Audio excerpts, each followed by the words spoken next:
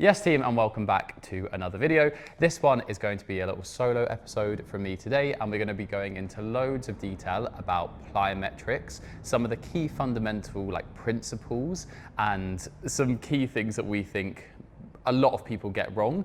And this is stuff that we even see other coaches getting wrong, and there's just a lot of confusion, a lot of myths, I guess, around plyos, like what actually is a plyometric, what is going to be beneficial for you as a dancer and a performer. So we wanted to kind of break it down a little bit today and go over some key areas that you might be either completely missing out of your training or maybe getting slightly wrong. So I think what's a really nice starting point is to think about what actually is a true plyometric. And there's two kind of really key principles which makes a movement a plyometric.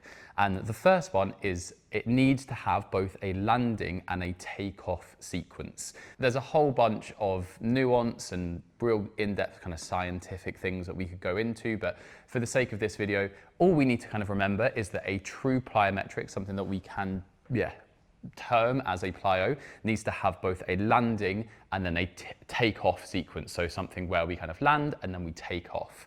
So that's the first thing. And the second thing that we really want to make sure that we are doing is within that landing and take-off sequence, we want our ground contact time to be under 0.25 seconds. So that's a very, very short amount of time that we're actually spending kind of on the ground or pushing against something, or whatever variation of jump or throw or something that you're doing is, it needs to be done in a very, very fast time. Kind of 0.25 seconds or under. So that's what we kind of term it as, is our ground contact time. So the time that we are, on the ground, which is why we're going to do a bit more detail about this. But a lot of kind of plyos that you see online, and especially a lot of plyos that other coaches tend to put up, especially for dancers and performers, actually aren't technically a plyometric exercise. They're slightly more of a power exercise. So those are the two things that we really want to concentrate on. First one being that landing and takeoff sequence that needs to be there. The second thing being a very short ground contact time. And the reason why those two things are super, super important is because of the training outcome that they provide. So those two things specifically train your stretch shortening cycle of your tendons and ligaments. So when you are kind of absorbing force and then redirecting that force, that's what's going to help train your tendons and ligaments and your overall elasticity. So we'll go into an exercise now that we often see people getting confused about and thinking it's a plyo. And it's a really nice one to highlight how maybe we are actually using more power exercises and how to make that exercise a plyometric, which is going to help train slightly different components of fitness. Dreamy. So the classic box jump, this is an exercise that most of you watching this probably would have done.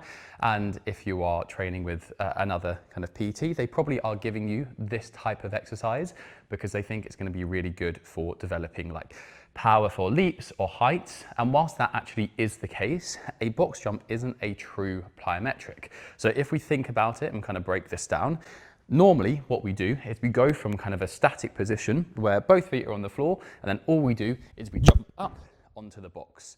So the reason that this isn't a true plyometric is because it doesn't have a landing and a takeoff sequence. All it has is that takeoff sequence. So we're not actually getting that kind of hitting of the floor, that short ground contact time, which is really where that stimulus for tendons and ligaments come in. Of course, this goes without saying, a box jump is a really great exercise to develop power. So for example, if you had a routine and you had loads and loads and loads of time to do a nice big prep before you do a box jump or something like that, then an exercise like this, perfect. It's really going to help increase your rate of force development. So you are going to teach your body how to move quicker and how to kind of build power. But the problem is that that's quite muscular in nature. So you can imagine, again, as we're prepping down, we're really using our glutes, our quads, our hamstrings to take off, our calves, those big kind of muscle groups. So again, very, very good exercise, but we are missing that elasticity, that kind of dynamic movement in there. And I guess for dancers and performers, more often than not, when you're doing a dance routine, you're doing choreography, you don't have a nice long amount of time to kind of get a really nice prep, really bend your knees, really kind of explode from the lower body. we just don't have that time. And especially if you're ever doing like multiple jumps in a row. So if you're ever doing like grand jeté en turn on, or if you're doing like multiple box jumps in a row, anything that is, yeah, really fast, really dynamic in nature, we need to be training the tendons and ligaments, because that's what's going to help store energy and then release that energy nice and quickly. So the humble box jump can simply be improved by doing kind of multiple box jumps in a row. So for example, you could step up, then we could kind of take off, jump straight back up. That would be a true plyometric. You could even do multiple ones in a row. So every single time we're kind of hitting the ground, jumping straight back up. So you could do something like that to make it slightly more plyometric in nature. Again, then we're getting the landing, the takeoff sequence, perfect. We're getting a nice short ground contact time, ideal for training those tendons and ligaments.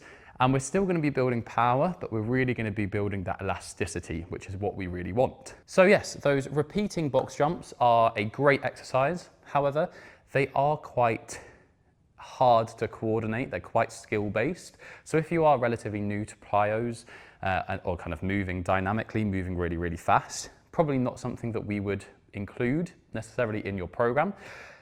An exercise that we definitely would kind of start you off with is something like a depth jump. Even if this depth jump is too much for you, you can look at something called a depth drop, which is simply where we kind of stand up on the box, again, still using the box, perfect for giving you that extra bit of height. And then all you do is you step off and you absorb that force. So again, great if you are slightly new to this kind of jumping mechanics, jumping and landing. Great to get that eccentric load, to get that feeling of, yeah, absorbing the force, using your muscles here just to kind of land properly. Very good to practice anyway, regardless of whether you're a dancer or performer. Knowing how to land safely is very, very important. And again, even if you are completely new to that, even if that is slightly too much for you, you could do something like a calf raise to drop. So all you're doing there, yeah, literally coming up into your calf raise, dropping down, kind of absorbing that force, completely fine to do. And with any of these exercises that include boxes, you can always scale them down. So here I've got the 24-inch height. You can move this down to the 20-inch. You could even do it off of a little step or off of a weight plate or something like that, just stepping off the weight plate, jumping up from that. That is completely fine to do. So that was our depth drops. Depth jumps look a little bit more like this. So we kind of get into our starting position, we step off, and we jump up. So yes, some key fundamentals to the depth jump that kind of apply across the board when we look at plyometrics is anticipating the floor and being ready to attack the ground and leave the ground as quickly as you possibly can. Again, plyometrics, we need that landing and that takeoff sequence, and we need that landing and takeoff sequence, that ground contact time, to be kind of 0.25 seconds or less. So some of the more intensive plyos, some of the more kind of bounding and leaping and that kind of stuff, you might find that that ground contact time gets a little bit more than that. However, the intention is always to attack the ground and leave the ground as quickly as we can, because again, that is where we're going to be training that elasticity of our tendons and ligaments, not just our muscles. So some kind of key takeaways from this depth jump is anticipating the floor. So what you will actually see me do is, as I step off, I'm flexing my foot in the air. And what that means is that as I kind of come down off of this box or whatever jump or leap I'm doing, I can attack the ground, I can drive my foot down into the ground and then leave the ground as quickly as possible. When we're doing more intensive stuff, so kind of higher drops or more kind of pure like vertical leaps and stuff like that, you might find that you have a slight more kind of flat foot connection, hitting the ground and then leaving the ground, pushing off your toes, of course. When we're doing lighter tier stuff, so something like pogos, for example, you can literally just hit the ground with the ball of your foot and then leave the ground again. So pogos, for example, if we were just doing light tier pogos, as you can see, I'm flexing my feet in the air so that as I come back down, I can attack the ground and leave the ground as quickly as I can. This is very different to jumps that you would do in ballet, for example. When you're in ballet, you're doing lots of jumps in a row. Your ballet teacher, of course, will tell you to roll through your feet and then take off and point your feet in the air. Of course they will. And that is great. That is what ballet requires of us. However, that isn't going to necessarily train your tendons and ligaments as effectively as if we were flexing our feet in the air and attacking the ground and leaving that ground nice and quickly. And I think that's a really important point to kind of note, that when we are doing things in the gym, they don't need to imitate what we do within dance classes. This is a kind of classic thing that I always see kind of other creators, other kind of PTs and stuff in the industry that are kind of coaching performers. They often try and make their exercises look like the exercises that you do in dance. And that's just not the most effective way to train for a variety of different reasons. The first one being that you can't particularly load those exercises up. And when it comes to building strength, for example, we know that we want to be taking that muscle group close to failure. So you'll often see dancers and kind of performers online maybe doing like arabesque things, and they're doing a single leg RDL with an arabesque and going over.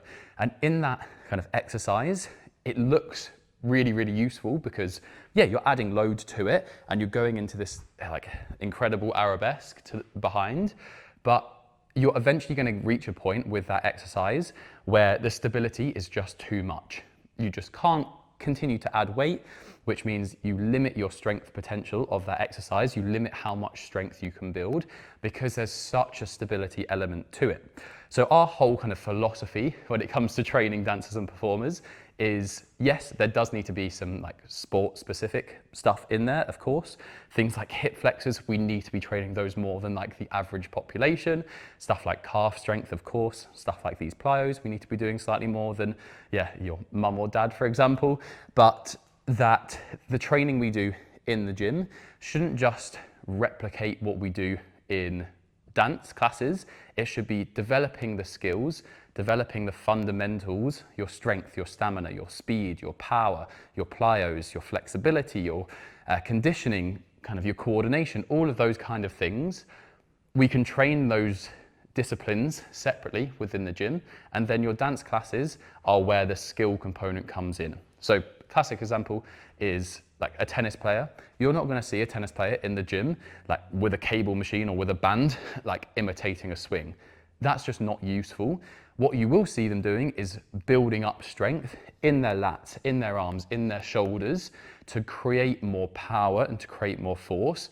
But just imitating the movement with like a light load isn't the most effective way to build strength, and you're already doing a lot of that within your dance practice. Anyway, a very big tangent there, but yes, we're not imitating dance jumps here. We're not rolling through the feet. We are attacking the ground and we're leaving the ground as quickly as we can because that's what's going to help build that elasticity. So yes, depth jumps. The first thing we want to do is we want to be flexing our feet in the air. And with these depth jumps, the classic thing that we see is people go too high too soon. And what often happens is people will kind of step off and then they'll have to kind of absorb this force before they then jump. And so a classic way to know that you're going too high on your depth jumps is if you are trying to absorb the force and your body's like telling you, okay, we need to be spending a long time on the ground here to absorb all of this force before we release it. That's not what we want. We want to be able to step off, hit the ground, leave that ground really, really quickly, and then land again. So again, we want to step off, hit the ground, jump as high as we can, and then land. And again, that landing can be nice and solid. Really focus on that landing too. So depth jumps, an amazing exercise. Again, always think about the intention with plyometrics. That intention being to attack the ground and leave the ground as quickly as we possibly can. So yes, now that we have seen what a true plyometric looks like, there's a few different examples of exercises that people think are plyometrics, but aren't actually true plyometrics. And now we know those exercises are still useful, but maybe they're not training the qualities that we maybe think they are training. So again, another example of like an exercise that I often see online is something like a reverse lunge into a jump, and you kind of step back, then you're kind of hopping up. You might see dancers kind of pointing their foot in the air, something like that. Again, that isn't technically a plyometric, as we know. We are getting here a landing sequence, but we're not getting that quick ground contact time where we are absorbing force and leaving the ground as quickly as we can. So yeah, you can do different lunge plyometric variations, of course. And again, something like that reverse lunge to jump is still a good exercise, but it's more of a quote unquote power exercise and not necessarily something that we would include in our programs. It's quite hard to load up effectively to make it more of an effective power exercise, and you'd probably be better looking at some different variation of that. But yeah, you could do like a kind of lunge step up jump, again focusing on that attacking the ground, leaving the ground. So maybe something like a jump like so, where we are having that landing and takeoff sequence, and that landing and takeoff is nice and quick. Again, intention here is hitting the ground, leaving the ground or leaving this plate as quickly as possible. Again, we're not rolling through the feet here. We are attacking the ground with more of a flat foot and jumping up. So again, you can kind of step onto it, jumping up. That's that elasticity. That's the kind of tendons and ligaments working there. And of course, your muscles, your kind of muscle tendon unit recruitment is working, of course, but that is going to help train your tendons and ligaments rather than just something like that, where it's slightly more like muscular, just the quads, the glutes contracting. So I know the whole premise of this video was basically going into detail about what a true plyometric is. However, there are variations of plyometrics that we think are very, very useful to use that aren't actually necessarily a true plyo. So for example, something like a high to low deep tier lunge, where we're kind of bouncing in this top position, coming down, high to low, something like this. You can do kind of multiple deep tier lunges in a row, so literally just kind of bouncing in our end range. You could do squat plyos, so again, just kind of bouncing up and down. You can add med balls and stuff like that to them as well. And deep tier plyometrics technically aren't a true plyometric.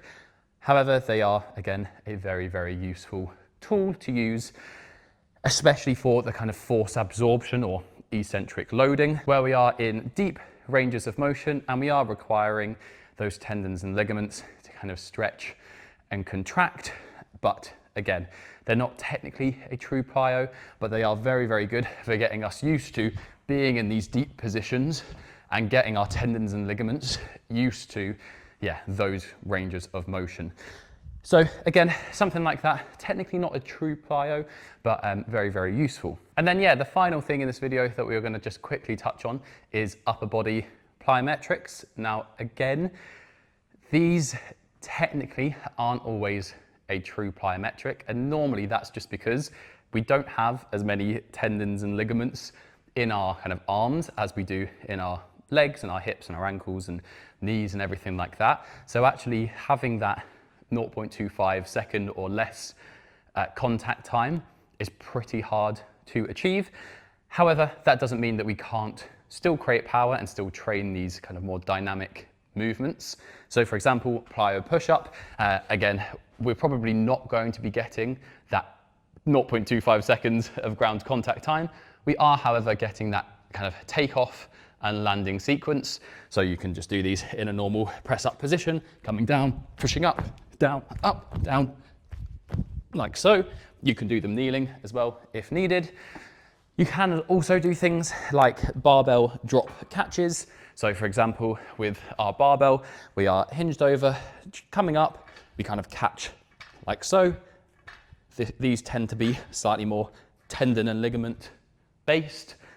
We can do similar things for biceps. Again, dropping, catching, really getting those tendons and ligaments fired up a little bit more. Moving a little bit more dynamically. Again, upper body plyometrics tend to be a little bit more advanced. And again, I guess a lot of those aren't technically a true plyometric. But I do think it's really important that we understand the difference between power exercises and exercises where the impetus is more on our muscles, and then these exercises, plyometrics, that are way more tendon and ligament focused. And again, as dancers and performers, we absolutely need both. However, we often find that true plyometrics aren't really looked at within strength and conditioning programs that we see other performers and other dancers following. So it's really important that we do look at those and we do develop that elastic nature so that our dance can be dynamic. It can be like strong and powerful, and we can move side to side with loads of ease, and we can store and release that power for multiple jumps in a row. So I really hope that you found that video useful, going into what a true plyometric is. And two final little things to say. Firstly is that we have a completely free month of plyometric training that you can get via the link in the description. And this is actually delivered via our training app. So about 2 years ago, we did a kind of spreadsheet variation of this where you just downloaded that. And I think about 300 to 400 performers downloaded it, which we were chuffed with because clearly showed that a lot of you were interested in this and wanted to incorporate it into your own workouts.